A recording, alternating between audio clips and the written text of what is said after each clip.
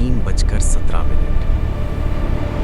कमरे में गहरी खामोशी थी। सिर्फ घड़ी की टिक टिक सुनाई दे रही थी।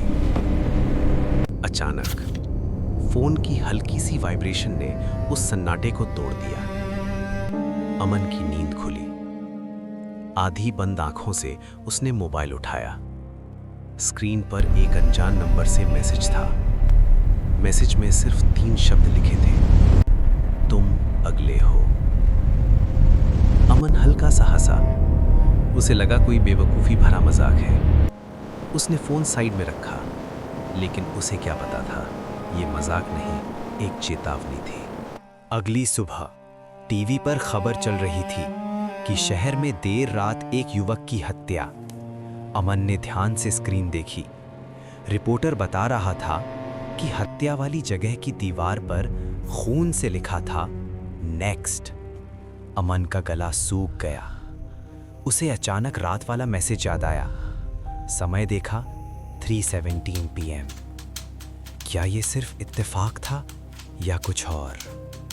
उस रात फिर वही समय, 3:17 AM। फोन दोबारा वाइब्रेट हुआ। अमन का दिल तेज धड़कने लगा। इस बार मैसेज था, इग्नोर मत करो। अब उसकी हंसी गायब थी। उसने कांपते हाथों से जवाब टाइप किया, तुम हो कौन? कुछ सेकंड बाद रिप्लाई आया, सच जानना है तो स्टोर रूम खोलो। अमन का गला सूख गया। धीरे धीरे वो स्टोर रूम की तरफ बढ़ा। दरवाजा चर्र की आवाज के साथ खुला। अंदर अंधेरा था। फोन की फ्लैशलाइट में वो कुछ ढूंढने लगा। तभी उसे वो मिला, जिसको देखते ही उसके पैरों तले जमीन खिसक गई। फोटो में वो खुद था और उसके पीछे खड़ा था एक जला हुआ चेहरा, जो उसे चेतावनी दे रहा हो। डर के मारे उसने अपनी दोस्त रिया को फोन किया। कांपती आवाज में उसने सब बताया। रिया ने हंसकर बात टाल दी, लेकिन तभी अमन के फोन पर फिर मैसेज आया।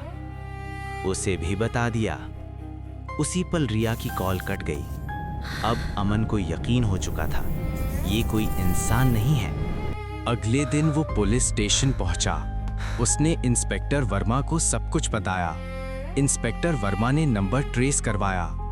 कुछ देर बाद कंप्यूटर स्क्रीन पर जो नाम आया, उसे देखकर सब सन्न रह गए। वो नंबर अमन के नाम पर ही रजिस्टर था, लेकिन वो नंबर 5 साल पहले बंद हो चुका था। अमन के दिमाग में कुछ चलने लगा। 5 साल पहले क्या हुआ था? उस रात फिर 3:17 AM मैसेज आया, याद करो 5 साल पहले।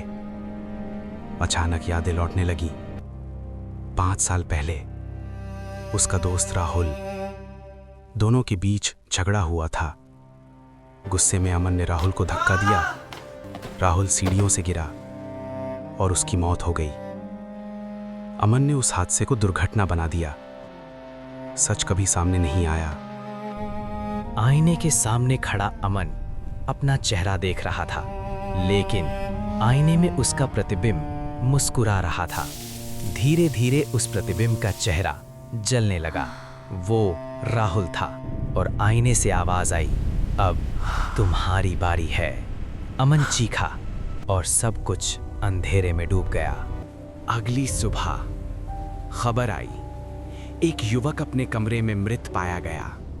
दीवार पर खून से लिखा था, संदेश मिल गया। कुछ राज कभी छुपते नहीं, वो सही समय पर लौटते हैं और इंसाफ खुद कर जाते हैं। और अगर आपको भी कभी रात के 3:17 पर कोई मैसेज आए, तो याद रखिए, शायद वो मजाक ना हो,